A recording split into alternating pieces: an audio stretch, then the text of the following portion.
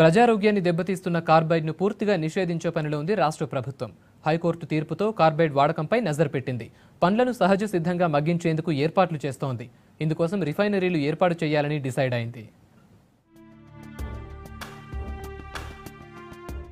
Carbide వాడకంపై high court తీర్పుతో alert అయింది state government. Carbide నుంచి ప్రజారోగ్యాన్ని కాపాడటంపై కాన్సంట్రేట్ చేసింది. కార్బైడ్తో కృత్రిమంగా పండ్లను మగ్గబెట్టకుండా ప్రజలకు న్యాచురల్ ఫ్రూట్స్ ను అందించేందుకు చర్యలు చేపట్టింది.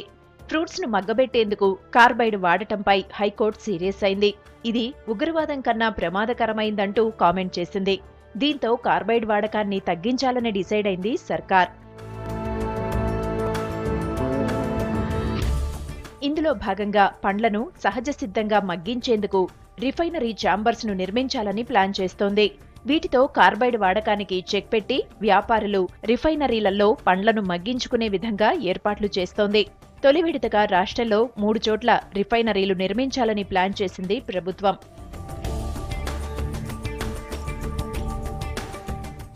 హైదరాబాద్, ఖమ్మం, మెదక్ జిల్లాలో వీటిని ఏర్పాటు చేయనుంది. ఇక రిఫైనరీల నిర్మాణం కోసం స్టేట్ హార్టికల్చర్ మిషన్ 40 కోట్లు, సెంట్రల్ గవర్నమెంట్ మరో 40 కోట్లు నిధులివ్వనుంది. దానిమ్మ, బత్తాయి, మామిడి, అరటి పండ్లను మగ్గించేందుకు వీలుగా రిఫైనరీలను ఏర్పాటు చేయనుంది ప్రభుత్వం. రిఫైనరీల ఏర్పాటుకు సంబంధించి పక్కా ప్రణాళిక రూపొందించాలని అధికారులను ఆదేశించింది ప్రభుత్వం. దీనిపై ఈ నెల 25న మంత్రి హరీష్ రావు మార్కెటింగ్ శాఖ అధికారులతో రివ్యూ నిర్వహించి గైడ్ లైన్స్ ఫైనల్ చేయనున్నారు. ఇక మీదట కార్బైడ్ వాడే పండ్ల వ్యాపారులపై కూడా కఠిన చర్యలు తీసుకునేందుకు రెడీ అవుతోంది ప్రభుత్వం.